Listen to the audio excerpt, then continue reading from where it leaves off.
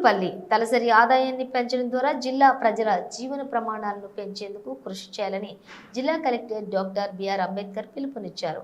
సృజనాత్మకంగా ఆలోచించి వినూత్నంగా గ్రామస్థాయి ప్రణాళికలను రూపొందించాలని సూచించారు. వాటిని చిత్తశుద్ధితో అమలు చేసి అనుకున్న లక్ష్యాన్ని సాధించడం ద్వారా ఇతర జిల్లాలకు మన జిల్లాను ఆదర్శంగా నిలపాలని కోరారు. ఈ నెలాఖరులోగా ప్రణాళికలను సిద్ధం చేయాలని ఆదేశించారు. నియోజకవర్గం క్షేత్రస్థాయి అధికారులు సిబ్బందితో సమీక్ష సమావేశాన్ని చీపురుపల్లిలో శుక్రవారం నిర్వహించారు. జిల్లా ముఖ్య ప్రణాళిక అధికారి పి బాలాజీ ముందుగా మాట్లాడుతూ విజన్ ప్లాన్ లక్ష్యాలను, జీడీపీ, జీవీఎంలను వివరించారు. 10 సూత్రాలను వాటిని సాధించేందుకు అవలంబించాల్సిన మార్గాలను పవర్ పాయింట్ ద్వారా తెలిపారు. జిల్లా కలెక్టర్ డాక్టర్ బిఆర్ అంబేద్కర్ మాట్లాడుతూ జిల్లా తలసరి ఆదాయాన్ని పెంచే మార్గాలపై దృష్టి సారించాలని సూచించారు. మన జిల్లా పరిస్థితులను బట్టి ప్రాథమిక రంగంలోనే ఎక్కువ అభివృద్ధిని సాధించే అవకాశం ఉందన్నారు. వ్యవసాయ యోగ్యమైన భూమి జిల్లాలో సుమారుగా 3 లక్షల ఎకరాల వరకు అందుబాటులో ఉందని, కానీ ప్రస్తుతం 1,80,000 ఎకరాలు మాత్రమే సాగు అవుతోందని, మిగిలిన భూమిని దశల వారీగా సాగులోకి తీసుకురావాలని సూచించారు. వివిధ రకాల పంటలు, అంతర్ పంటలను సాగు చేయాలని చెప్పారు. ఉద్యాన వాణిజ్య పంటల సాగును విస్తరించడం, ఉత్పత్తిని, ఉత్పాదకతను, నాణ్యతను పెంచడం పై దృష్టి సారించాలని సూచించారు. రబీలో సాగును పెంచాల్సిన అవసరం ఉందని చెప్పారు. గుడ్లు, పాలు, మాంసం ఉత్పత్తిని ఎగుమతి చేసే స్థాయికి పెంచాల్సిన అవసరం ఉందన్నారు. త్వరలోనే ప్రతి మండలంలోని ఒక పౌల్ట్రీ ఫారాన్ని మహిళా సంఘాల ఆధ్వర్యంలో ఏర్పాటు చేసి మాంసం, గుడ్లు ఉత్పత్తిని పెంచడానికి ప్రణాళిక సిద్ధం చేసినట్లు తెలిపారు. జిల్లాలో సగటున రోజుకి 6 లక్షల లీటర్ల పాలు మాత్రం ఉత్పత్తి అవుతూ ఉండగా వినియోగం మాత్రం 10 లక్షల లీటర్ల వరకు ఉందన్నారు. ఈ లోటును భర్తీ చేసేందుకు పశు సంపద పెరుగుదలకు ప్రణాళికలు రూపొందించాలని అన్నారు. అందుబాటులో ఉన్నటువంటి చెరువుల్లో చేపల పెంపకాన్ని చేపట్టాలని సూచించారు. సేవా రంగం అభివృద్ధిలో కూడా జిల్లాలో విస్తృత అవకాశాలు ఉన్నాయని, భోగాపురం విమానాశ్రయం ఏర్పాటైతే ఈ రంగంలో అవకాశాలు పెరిగే అవకాశం ఉందని తెలిపారు. టెంపుల్ టూరిజం, ఎకో టూరిజం కూడా వృద్ధికి అవకాశం ఉందన్నారు. గ్రామస్థాయి పరిస్థితులను, వనరులను పూర్తిగా అధ్యయనం చేసి వాటికి తగ్గట్టుగా గ్రామస్థాయి ప్రణాళికలను రూపొందించాలని ఆదేశించారు. మండల, గ్రామస్థాయి అధికారులంతా ఈ ప్రాంతాన్ని తమ సొంత ప్రాంతంగా భావించి వినూత్నంగా ప్రణాళికలను రూపొందించడంలో ప్రత్యేక దృష్టి సారించాలని కలెక్టర్ పిలుపునిచ్చారు.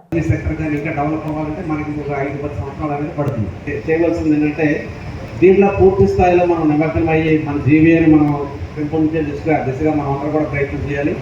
ఎంత ఉంది, అలాగే మీరు ప్రొజెక్షన్ ఎంత ఉంది, 24, 25, 26 ప్రొజెక్షన్స్ ఏంటి, మీరు ఏం ఇంటర్వెన్షన్స్ ఉపయోగించి మీరు ఈ జీవీని పెంచగలుగుతారు. ప్రొజెక్షన్స్ మీ అందరికి కూడా ఇవ్వడం జరిగింది.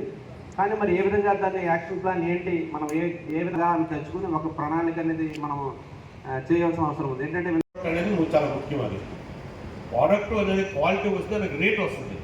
మీకు ఎగ్జాంపుల్ అదే ఒక మామిడికాయ, ఇప్పుడు మామిడికాయలో మామిడికాయ ఉంది, 5 రూపాయలు ఇచ్చుకుంటాం.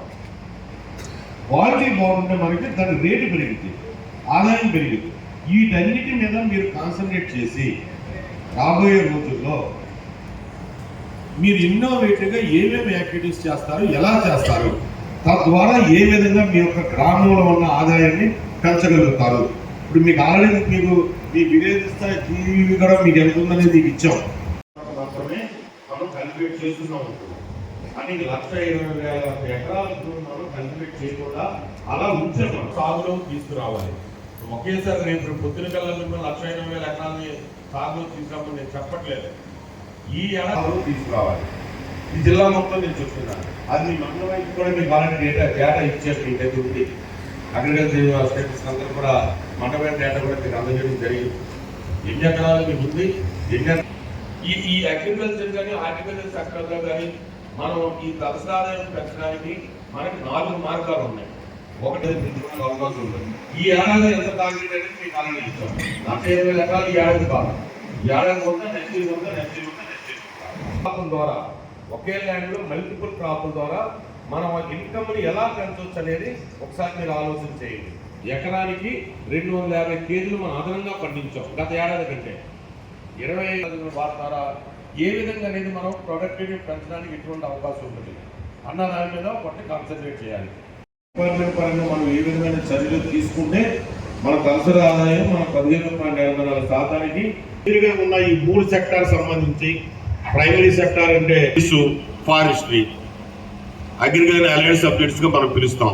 ఇది మ్యానుఫ్యాక్చరింగ్ కానివ్వండి, ఇటువంటి సంబంధించి మనం సెకండరీ సెక్టర్గా ఇవ్వండి.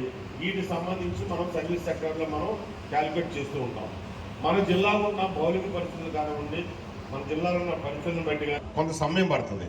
మన జిల్లాలో 6,600 కొంతమంది గత లాస్ట్ మంత్గా మీరు సర్వే చేస్తే జిల్లాలో కొన్ని ఫంక్షన్లో లేని కొన్ని ఉన్నాయి. అవన్నీ కూడా ఇప్పుడు ఫంక్షన్లో తీసుకునే వర్గానికి ఒక ఎంఎస్ఎంఈ పార్కులను కూడా స్థాపించాలని వర్గాల్లో మేము ఆల్రెడీ 280 ఎకరాలు మేము ఐడెంటిఫై చేసింది. త్వరలోనే మనం ఎంఎస్ఎంఈ పార్కులు కూడా నియోజకవర్గానికి ఒకటి ఏర్పాటు ఉంది. కొంత అది మిగతా విశాఖపట్నం జిల్లాలని ఇటువంటి జిల్లాలతో పోలిస్తే మనకున్నది చాలా తక్కువ. అయినా సరే దాన్ని ఎంతవరకు మనం డెవలప్ చేసుకుని ఆదాయాన్ని సంపాదించాలనే విషయం కూడా దానికి సంబంధించి కూడా మేము ఆల్రెడీ కొన్ని ప్రపోజల్స్ కూడా 26 జూన్ సమయానికి మనకి ఇంటర్నేషనల్ ఎయిర్పోర్ట్ మనకి ఎక్కువ అవకాశాలు రావడానికి అవకాశం ఉన్నాయి. 5 స్టార్ హోటల్స్ వస్తాయి, హాస్పిటల్స్ పెరుగుతాయి, టూరిజం పెరుగుతారు. వీటన్నిటికి కూడా మనకి అవకాశం ఉంది. కానీ ఈ రెండింటికి కొంత సమయం ఉంది. కాకుండా మనం ఇమ్మీడియట్లీగా మన జిల్లా స్థాయి యొక్క తలసరి ఆదాయాన్ని పెంచడానికి ఉన్న సెకండ్ ఫెసిలిటీ. అందుకే ఆ 4 శాఖలకు సంబంధించిన గ్రామ స్థాయి అధికారులందరూ కూడా ఈరోజు ఇక్కడ పిలవడం జరిగింది. ఎవరైతే ఉన్నారో వాళ్ళందరినీ కూడా ఈరోజు ఇక్కడికి సమావేశం పిలవడానికి కారణం బహుశా మీకు ఆల్రెడీ ఎక్స్ప్లెయిన్ చేశారు. 1 అవర్గా మీకు ఎక్స్ప్లెయిన్ చేస్తున్నారు. ఇప్పుడు మనకి ఇక్కడ ముఖ్యంగా ఏదైతే విజన్ 2047 సంబంధించిన విషయంలో కానివ్వండి, లేదా మన జిల్లాకు సంబంధించి ఒక విజన్ యాక్షన్ ప్లాన్ ప్రిపేర్ చేస్తుండే కానివ్వండి, లేదంటే గౌరవ ముఖ్యమంత్రి గారు మనకు ఎప్పుడు చెప్తుంటే ఈ జీడిపి కానీ జీబీఏ కానీ ఎలా మనం పెంచుకోవాలనే దాని మీద కానివ్వండి, ఒక పూర్తి అవగాహన విలేజ్ స్థాయి అధికారులు కూడా ఉండాలనే ఉద్దేశంతో ఈ యొక్క మీటింగ్ని నియోజకవర్గ స్థాయిలో మేము ఏర్పాటు చేయడం జరుగుతుంది. మీకు ఆల్రెడీ ఎలా జీడీపీని ఎలా క్యాలిక్యులేట్ చేస్తామో, ప్రస్తుతం మన జిల్లా పరిస్థితి ఎలా ఉంది, అందులో మీ మండలం భారీగా మండలాల పరిస్థితి ఎలా ఉంది, గ్రామ స్థాయి పరిస్థితి ఎలా ఉందో కూడా మీకు ఆల్రెడీ వివరించి చెప్పడం జరిగింది. సెక్టార్, సర్వీస్ సెక్టార్, ఈ 3 సెక్టార్లకు సంబంధించి మనం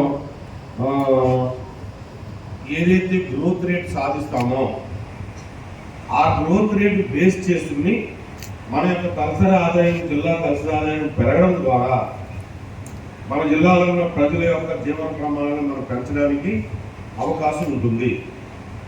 అది జిల్లా స్థాయిలో కలెక్టర్గా నేను కానీ, లేదా జిల్లా స్థాయి అధికారులుగా బయట కూర్చున్న అధికారులు కానీ మేము అనుకుంటే అవదది, మేము చేస్తే అవదది. గ్రామ స్థాయిలో మీరు చేయవలసిన కార్యక్రమం అది. మీరు చేస్తేనే అది సఫలం అవుతుంది. తద్వారా అది జిల్లా స్థాయి వరకు కూడా రావడానికి అవకాశం ఉంటుంది. అందుకే పర్టికులర్గా మీ అందరూ కూడా పిలవడం జరిగింది. అది మీ యొక్క ఏం పనులు చేయాలి, ఎలా పని చేయాలి కూడా బహుశా వివరించి ఉండాలి ఆల్రెడీ. దీనికి సంబంధించి మన జిల్లా సంబంధించి ఈ జీబీఏలో పెంచడానికి ప్రస్తుతం మనం తలసరి ఆదాయంలో 12.84% ఉన్నాం. ఈ ఏడాది 25-26 టార్గెట్ వచ్చేది మనం 15.84 సాధించాలని మన యొక్క టార్గెట్, మనకి ఇచ్చిన టార్గెట్ అది.